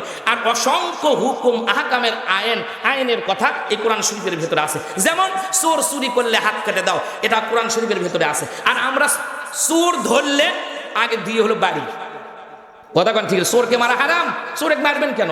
চোরকে মারা যাবে না, কারণ চোর যদি মারতে মারতে মরে যায়, কিয়ামতের দিন আপনার দায়ী হওয়া লাগবে, দায়ী হওয়া লাগবে। কেন আপনি এই চোরকে মারলেন? মারা যাবে না, কই গণপিটুনিতে মরছে, এই চোর মারলে কে কষ্ট তো তোমার মারা লাগবে? চোরের কোনো কথা নাই, সুন্দরভাবে নিয়ে চোর ধরবা। আর সারিকু আর সারিকাতু, সুন্নি হোক আর চোর হোক, চোরের কথা একটা কত সুন্দর। আর সারিকু মুজাক্কার আর সারিকাতু মুয়ান্নাস, মানে আল্লাহ পাক যে চোর যে পুরুষ মানুষ হবে এটা আল্লাহ আগে জানে, যার কারণে আগে চোরের কথা কছে। এরপরে আরো ছোট কিছু সুন্নি থাকবি, সে সুন্নির কথাও আল্লাহ পাক বলছেন, এক ধরো হাত কাটা দাও। মারবেন কেন? এই একটা হাত যদি কারো চোরের কাটা হয়, সারা পৃথিবী যেখানে যাবি কই চোর ছিল রে। আর গুলা যারা চোর থাকবে ওরা জীবনে কোনোদিন আর চুরি করবি না, কথা কোন ঠিক কিনা? এটা হলো কোরআন শরীফ। আর আপনি ধরা পড়ছে 43 মিটার ধরে আজ মুসলমানরা বাঁশ বেড়ে এই সে মারা মারলো, বুঝছেন? আমার দেখে খারাপই লাগলো যে চোরেক মানুষ এরকম মানে কেন 43 মিটার চুরি করার জন্য যারা এগলাক মারলে, তুমি তো যারা মারছে তারা আরো বড় চোর। আরে ভোট দিছে একটা সেল মারছে, বড় চুরি করে আমেরিকার যে 30টা বাড়ি করছে, 50টা বাড়ি করছে, 60টা 100টা বাড়ি করছে, সেই হিসাব করে দেখি 64টা ডিস্ট্রিক্টে যদি আমার বগুড়া জেলার যদি ইনকে 2টা ভাগ বলো হিনি, অন্তত 2000 লোক বিল্ডিংয়ে থাকতে পারবেন, কথা কয়? তাহলে আমরাই তো বড় চোর হয়ে আছি, সেগুলো আমরা খেয়াল করতেছি না। সুতরাং সামনে যে নির্বাচনটা আসতেছে এর মধ্যে না কয়েই দিই, আমি এলাকার হুজুর হিসেবে একটা বার না কোরআনটা দিয়ে দেখি তো, আর আমরা জীবনেও বলবো না। একবার দেখার পর দেখি যে ওরাও যা এরাও তাই, তাহলে আর বলবো না, কথা বলেন ঠিক না বে ঠিক? ওই তো ওই জন্য তো এই বেকাদাটা হয়ে যায়, বুঝছো? ওই এক বেচারা পরীক্ষা নেওয়ার সময়, শিক্ষক মানুষ আছে তো পরীক্ষা নেওয়ার যাওয়ার সময় ছাত্রকে জিজ্ঞাসা করছে, বেটা এই তুমি পড়াশোনা করছো? কয় হ্যাঁ। কয় ভালোই পড়ছো নাকি খারাপ পড়ছো? কয় না পড়ছি, ভালোই পড়ছি। আচ্ছা কত দুটা এই পাখির নাম বলো তো। তুই এখন দুটা পাখির নাম বলবে, কত 5টা পাখির নাম বলো তো। তুই এখন দুটার নাম বলছে, বলে দুটার নাম, এক বলছে বক আর একটা হলো কাক। কি বলছে? বক আর কাক। কোচে আর কও না কে? কয় স্যার নাসি তো ভুলে গেছি, আর আমার মনে নাই। কোচে ভুলে গেছো, মনে নাই? আমরা দেখতে দেখতে 54 বছরের মধ্যে খালি এই দুটা কি দেখলাম, কথা কন ঠিক কিনা? আর গুলা কি আমাকে মনে থাকবে না? মনে করার দরকার আছে না নেই? পাখি তো মেলা রকমের পাখি আছে, ময়ূর পাখি আছে, দোয়েল পাখি আছে, সব পাখি আছে, খালি বক আর কাক, বক আর কাক এই দুটাই থাকবি নাকি চেঞ্জ করার দরকার আছে? 54 বছর তো দেখলাম আমরা, না একবার খালি দেখতে পারছি, আর জীবনে গলা ফাটে বলবো না যে হুজুর করে সংসদে দেন। হুজুররা যদি চুরি ডাকাতি ছিনতাই করে খায় তবে তা খাবে না। এই যে ঢাকা বিশ্ববিদ্যালয়ের অবস্থাটা চেঞ্জ হয়ে গেছে, কথা কন ঠিক কিনা? আলহামদুলিল্লাহ বলেন। যেখানে মদ গাঁজা চলতো, একটা হলে সিট নিতে গেলে মারামারি, ফ্লোরে থাকতো, ছাত্রদের কষ্ট হতো, সেখানকার পরিবেশটা কত সুন্দর আছে দেখছেন? তে এক জায়গায় যাওয়ার কারণে যদি এইরকম পরিবেশ হয়, যদি সব 300 আসনটাই যদি হুজুররা পায়, দেশের চেহারা পরিবর্তন হয়ে যাবে না? আল্লাহ যেন কবুল করে নেয়, আমরা বলি আল্লাহুম্মা আমিন। বলতেছিলাম হলো কোরআন শরীফের ভিতরে দেশের কথা আছে, রোমের কথা আছে, ব্যাবিলনের কথা আছে, মক্কার কথা আছে, মাদাইনের কথা আছে, মিশরের কথা আছে, মদিনার কথা আছে। সূরা সাবা, সাবা নামে একটা দেশ আছে, ওই দেশের নামে আল্লাহ পাক একটা কোরআন শরীফের মধ্যে সূরাতুস সাবা নাজিল করে দিয়েছে। সুবহানাল্লাহ বলেন। আপনারা কি মন খারাপ করলেন? না, আমি কোনো দলের জন্য বলতেছি না, সে যে কোনো দলই যদি হয়, যদি কয় না কোরআন দিয়ে চালাবো, তাদের আপনারা ভোট দেন, কোনো সমস্যা নেই। তবে শোনেন, সেটা খুব কঠিন। আমরা 54 বছর দেখলাম, একটা বারানা দেখি তো আল্লাহ পাক কি করে আমাদের, নাকি বল? আল্লাহ যেন কবুল করে নেয়, আমরা বলি আল্লাহুম্মা আমিন। প্রিয় ভাইয়েরা আমার, আল্লাহ পাক বলছে কোরআন শরীফের ভিতরে, কুল হুয়াল্লাহু আহাদ। যে নবী পয়গম্বর, আপনি বলে দেন আল্লাহ হলো এক, আল্লাহ হলো একক, আর কেউ নাই।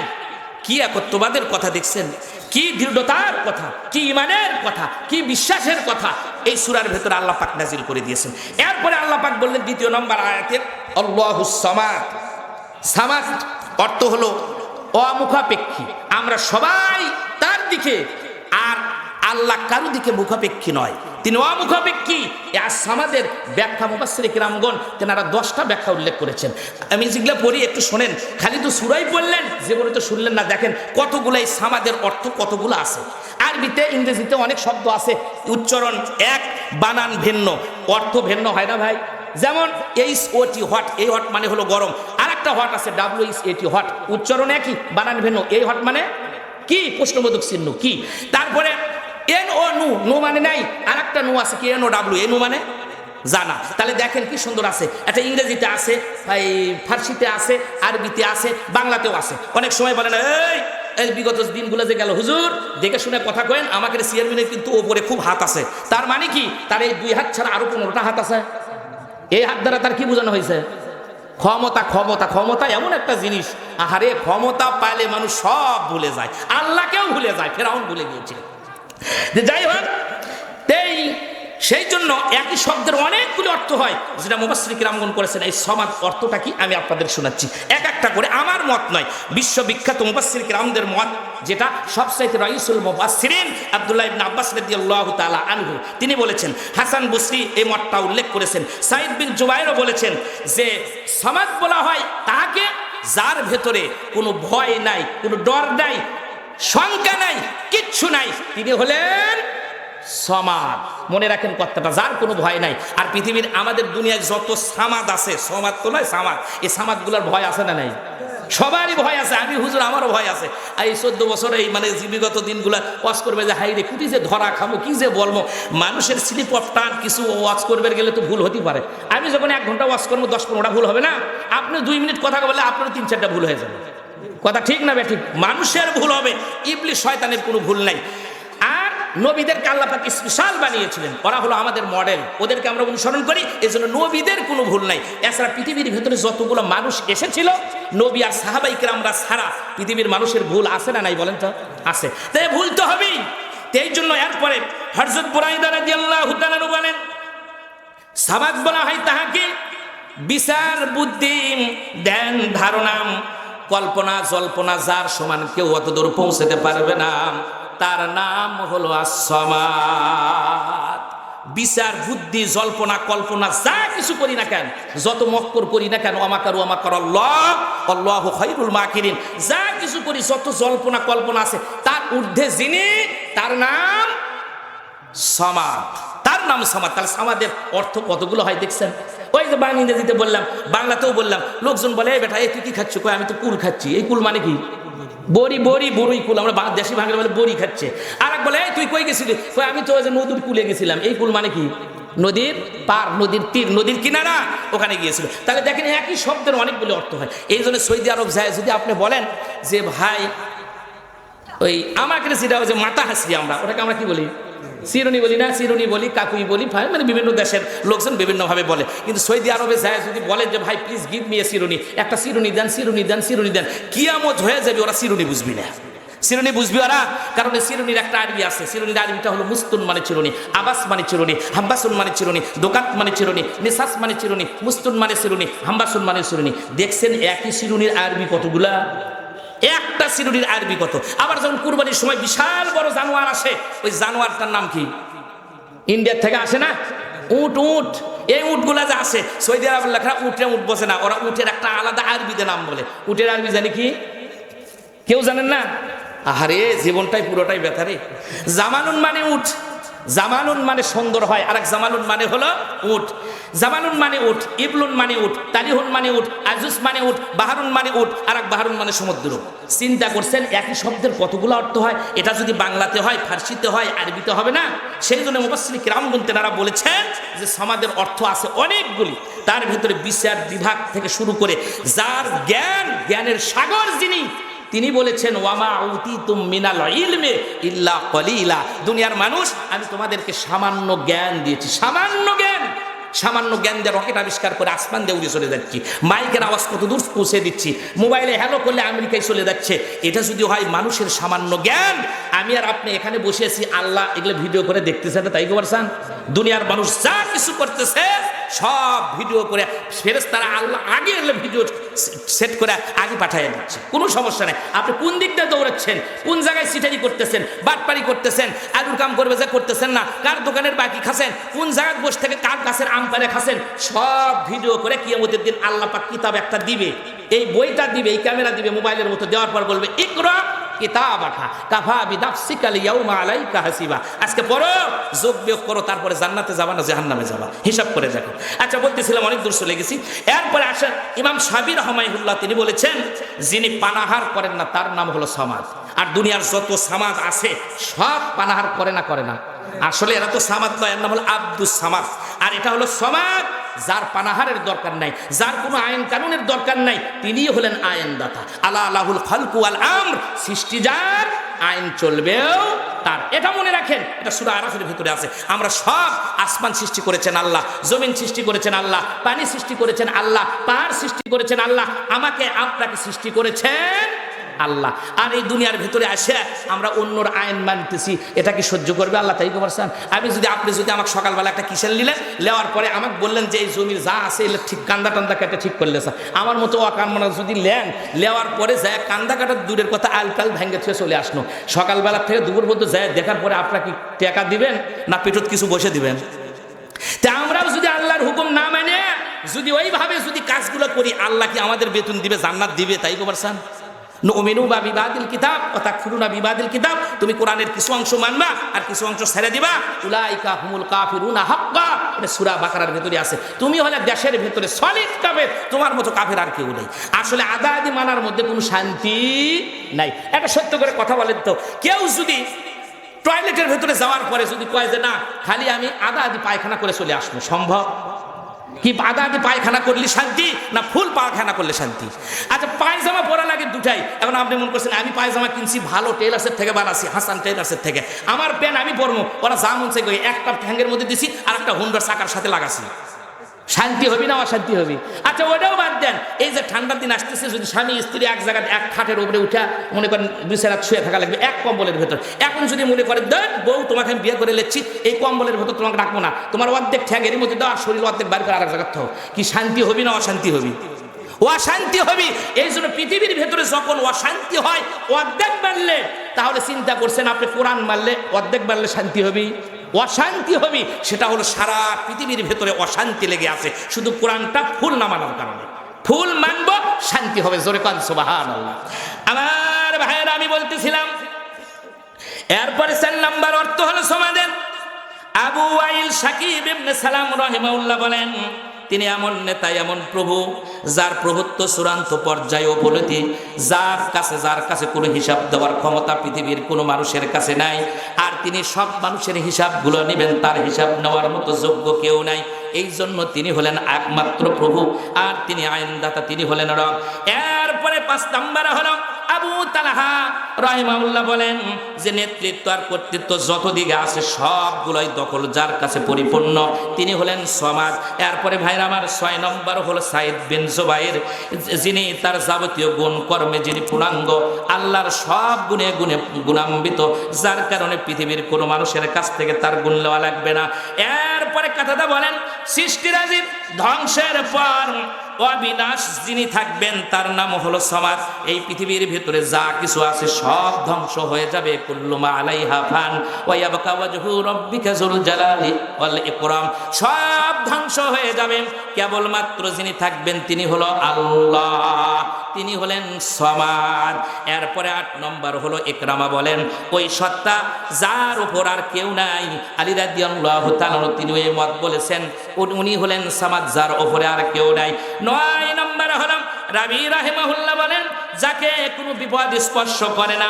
10 নম্বর হলো মুকাতিল রাহিমাহুল্লাহ বলেন, মুফাসসির বলেন যার কোনো দোষ নাই তিনি হলেন সমাজ। পৃথিবীর সব মানুষের দোষ আছে, দোষ থাকবেই, কারণ নাস, আমরা তো মানুষ, দোষ দেই আমাদেরকে আল্লাহ পাক রাখছেন, এই জন্য দোষ আমাদের থাকবে।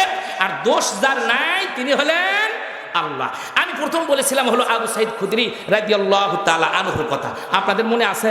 এনার ইসলাম গ্রহণ করতে কষ্ট লাগেনি, কারণ ছোটবেলায় তিনি কালেমা পড়ে মুসলমান হয়ে গেছে। তাই আবু সাইদ খুদরি রাদিয়াল্লাহু তাআলা সম্পর্কে আমি 2-1টি কথা শোনাই, আপনাদের আর বেশি কষ্ট দিব না, প্রধান বক্তা আসবে।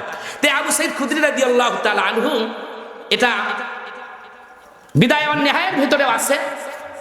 এরপরে অনেক ইতিহাসের কিতাবের ভিতরে তার সম্পর্কে আলোচনা করা হয়েছে। তিনি ইসলাম গ্রহণ করলেন। বাবা খুব ধনী পরিবার ছিল না এই সাহাবিটা, না থাকার কারণে তিনি একটা কাজ করলেন কি, বাসার ভিতরে তার মা ছিল, তার আরো অন্যান্য লোকজন ছিল, তারা বলতেছে তোমার যে অবস্থা, পেটের সাথে পেট লেগে গেছে, খাবার নাই, কিচ্ছু নাই, এত কষ্ট সাহাবায়ে কেরামরা করেছেন। তো কষ্টের কারণে তিনি, তার মা অথবা বাড়ির কোনো লোকজন বলতেছে তুমি বিশ্ব নবী যিনি রহমাতাল লিল আলামিন, দয়ার সাগর, তার কাছে তুমি চলে যাও। আমার ভাইরাম, 3 দিন হলে খাওয়া নাই, দাওয়া নাই, কিছুই নাই, তিনি চলে গেলেন নবীজির কাছে। দেখতে পারলেন পয়গম্বর তিনি মানুষদেরকে নিয়ে, সাহাবায়ে কেরামদেরকে নিয়ে তিনি তাফসীর করে করে শোনাচ্ছিলেন। রে ভাইরা আমার, তাফসীর করে যখন তিনি শোনায়, এমন মুহূর্তে দেখা গেল, দেখতে পারলেন পয়গম্বরের আলোচনা চলতেছে, মানুষগুলো সাহাবায়ে কেরামগুলো চাতক পাখির মতো তাকায়া তাকায়া তার বক্তৃতাগুলো শুনতেছিল। এমন টাইমের বন্ধু হঠাৎ করে আল্লাহর নবী ডাক দিয়া বললেন, সাহাবীরাম তোমরা শোনো, আমি তোমাদের কাছে বলে যাই, এই পৃথিবীর ভিতরে সাহায্য যদি পেতে চাও তাহলে কেবলমাত্র আল্লাহ বলেছেন ওয়াকাল রাব্বুকুম উদুনি আস্তাজিব লাকুম, তোমরা যদি সাহায্য চাও পৃথিবীর মানুষের কাছে চাইও না, যা চাবা আল্লাহর কাছে চাবা, আল্লাহর কাছেই চেলে তোমাকে আল্লাহ পাক ধনী বানায়া দিবে। আর মানুষ হইয়া তুমি যদি মানুষের কাছে হাত পেতে দাও, তোমার দরিদ্রতা ফুরবে না, তুমি আরো গরিব হয়ে যাবা। এই কথা যখন আবু সাইদ খুদরি রাদিয়াল্লাহু তাআলা শুনলেন, শোনার সঙ্গে সঙ্গে ভাইরা আমার, ওখান থেকে ওয়াজগুলো শেষ হওয়ার পরে তিনি ওখান থেকে চলে আসলেন। না না, আমি পয়গম্বরের কাছেও চাবো না, কারণ পয়গম্বর বলেছে আল্লাহর কাছে চাওয়ার জন্য। আবু সাইদ খুদরি রাদিয়াল্লাহু তাআলা আনহু হাঁটি হাঁটি পা পা করে তিনি বাসার দিকে চলে আসলেন। আর আল্লাহর কাছে চাওয়ার জন্য প্রতিজ্ঞা করলেন যে আমি আল্লাহর কাছে চলে যাব।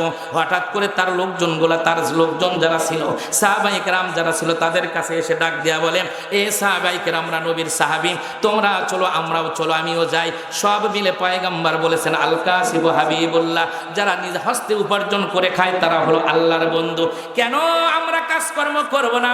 সব চলো চলে যাই কাজকর্ম করার জন্য। তিনারা চলে গেলেন, বাহির দেশে রওনা দিয়ে দিলেন।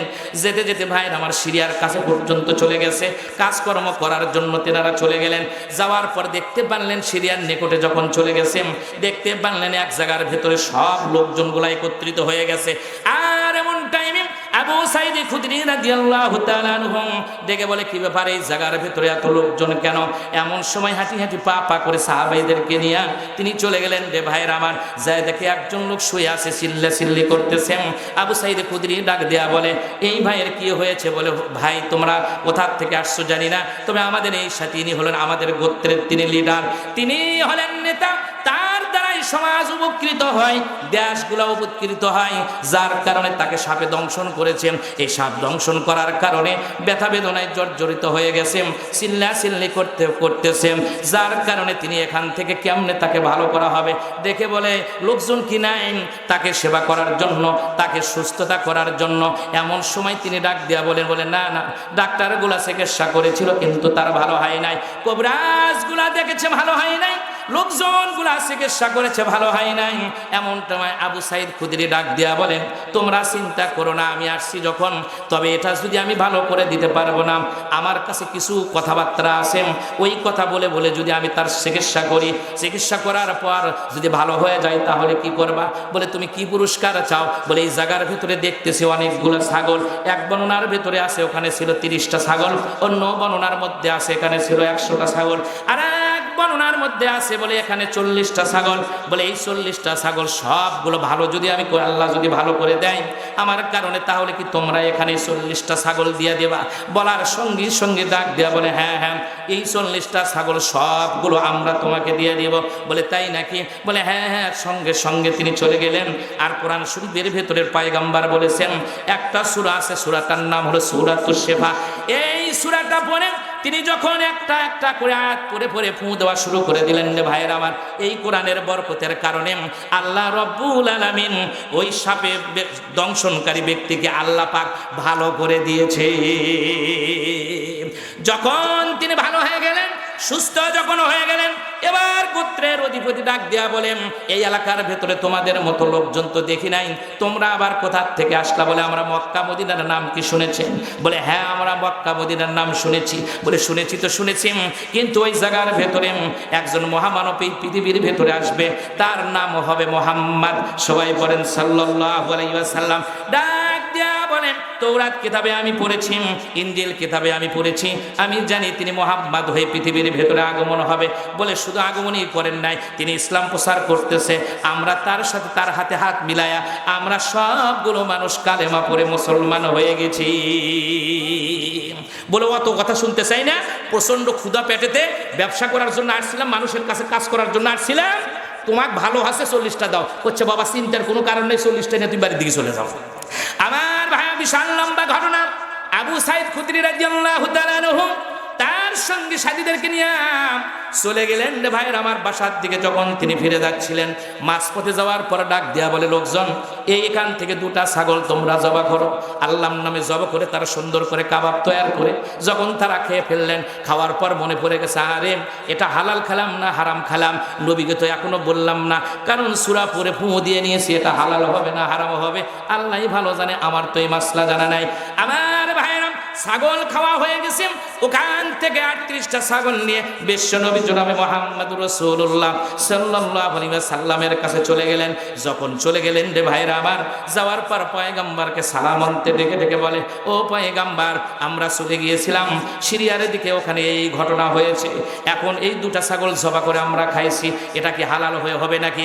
পয়গম্বর মুস্কি হেসে ডাক দিয়া বলেন, তোমরা এই যে কোরআন শরীফের একটা সূরা 7টা আয়াত করে ফু দেওয়ার কারণে কোরআনের মর্যাদাকে তোমরা ছোট করো নাই, তোমরা বরং সে কোরআনের মর্যাদা তোমরা বৃদ্ধি করে দিয়েছো। জোরে কোন সুবহানাল্লাহ। তাহলে 7টা আয়াত পড়ে যদি ফু দেওয়ার কারণে কয়টা ছাগল পাওয়া যায়? 40টা ছাগল পাওয়া গেছে। অনেকক্ষণ হলে চিল্লি করতেছি, আপনারা কয়টা ছাগল দেন, সামনে বছর আমি দেখবো, দেখার দরকার আছে না নাই? এখানে আমার আগেও আরো কোরআন তেলাওয়াত আছে, আমি দেখবো কিছুক্ষণ পরে। এখন দেখি নবী করিম সাল্লাল্লাহু আলাইহি সাল্লাম বলছেন, তোমরা শুধু খাবে না, 40টা ছাগলের 38টা আছে, তোমরাও খাবা, আমাকেও দিবা। সুবহানাল্লাহ বলেন।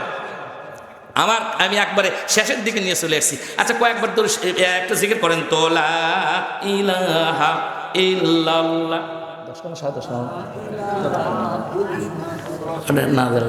হাই রে, পুরুষ মানুষের জিকির হলো। আরে আমাকে এলাকাটা তো ভালো আছে, অন্য জায়গায় পুব পাড়া চেক করে মারলে পশ্চিম পাড়া থেকে শোনা যায়, মহিলারা আচ্ছা ঠিক।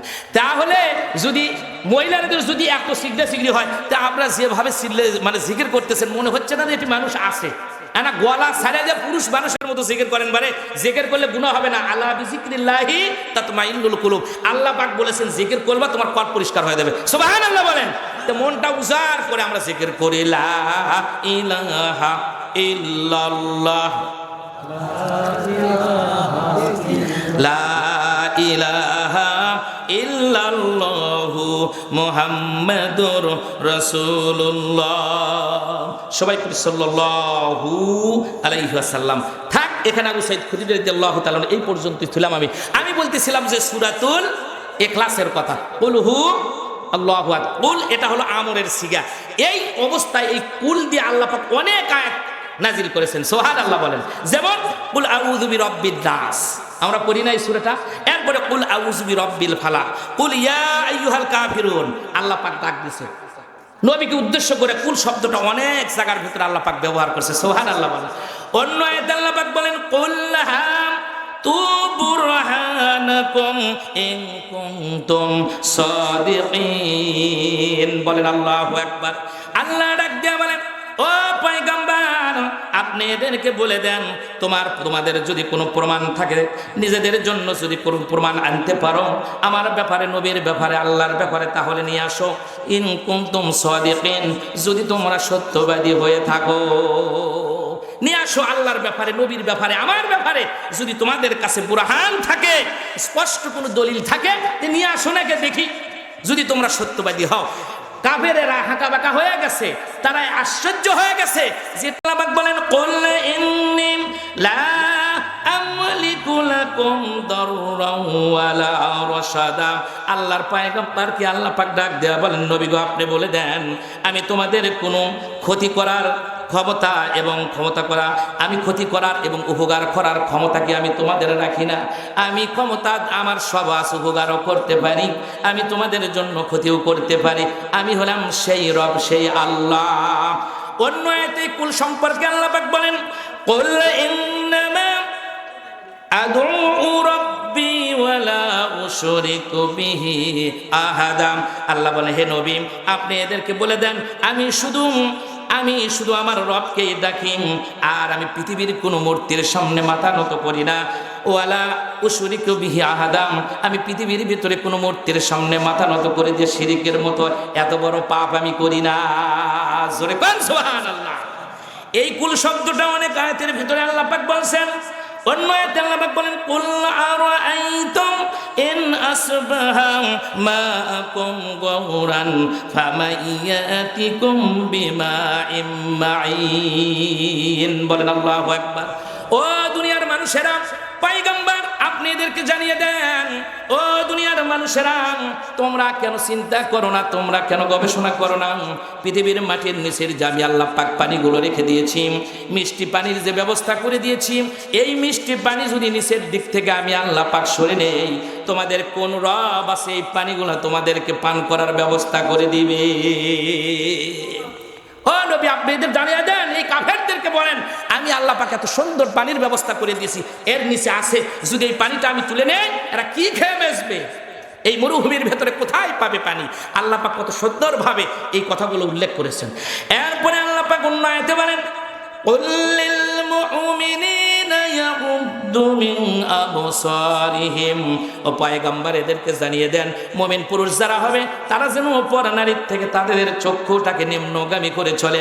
এই কুল শব্দটা অনেক আয়াতের ভিতরে আছে। আল্লাহ পাক সূরা মুমিনের ভিতরে বলেন কুল ফাআন্না তুসহারুন, ও পয়গম্বর এদেরকে বলে দিন এরা কি কারণে বিভ্রান্ত হয়ে গেল, কি কারণে গোমরার ভেতরে চলে গেল, কি কারণে এরা লসের ভেতরে চলে গেল, এদেরকে আপনি জানিয়ে দেন। এরপরে সূরা মুমিনের অন্য আয়াতে আল্লাহ পাক বললেন কুল আফালা তাত্তাকুন, পয়গম্বর এদের জানিয়ে দেন এরা কেন আপনাকে ভয় করে না, এরা কেন আমার সম্পর্কে ভয় করে না, কারণ এরা সবগুলো মানুষগুলো পৃথিবীর আমার কাছে ফিরে আসবে। অন্য আয়াতে আল্লাহ পাক বলেন কুল মান রাব্বুস সামাওয়াতি রাব্বিস সাবঈ ওয়া রাব্বুল আরশিল আযীম। বলেন আল্লাহু আকবার। পয়গম্বর আপনি বলে দেন, সাত আসমান আর এই মহান আরশের মালিক তাহলে কে? আমি আল্লাহ পাক একটা আসমান বানাইছি, অনেক কিছু দিয়ে আল্লাহ পাক আসমানগুলো বানাইছি। প্রথম আসমান বানাইছে আল্লাহ পাক কাঁচ দিয়া, দ্বিতীয় আসমান বানাইছে আল্লাহ পাক লোহা দিয়া, 3 নম্বর আসমান বানাইছে আল্লাহ পাক সোনা দিয়া, এরপরে আসমান চতুর্থ বানাইছে রূপা দিয়া। তাহলে চিন্তা করে দেখেন আল্লাহ পাকের আসমানগুলো কত দামি সম্পদ। জমিনের ভেতরে কোনো জায়গা তো একটাও পিলার পাবে না। এই জন্য আল্লাহ বলেন, এই যে আসমান দেখতো স্যার মহান আরশের মালিকটাকে।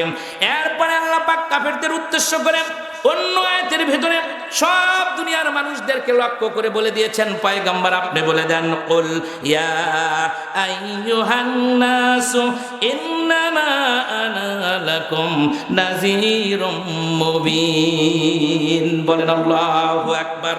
ও পয়গম্বর আপনি বলে দেন, হে লোকেরা, আমি তো তোমাদের জন্য শুধুমাত্র একবার স্পষ্ট সতর্ককারী, আমি শুধু সতর্ক করার জন্য আসছি। আমি তোমাদেরকে শুধু জান্নাত আর জাহান্নামের পথ দেখানোর জন্য আসছি। এই জন্য অন্য আয়াতের ভিতরে আল্লাহ পাক আরো বলেন, কুল্লাউ কানাল বাহরু মিদাদান লিকালিমাতি রাব্বি লানাফিদাল বাহরু ক্বাবলা আন তানফাদা কালিমাতু রাব্বি ওয়ালাউ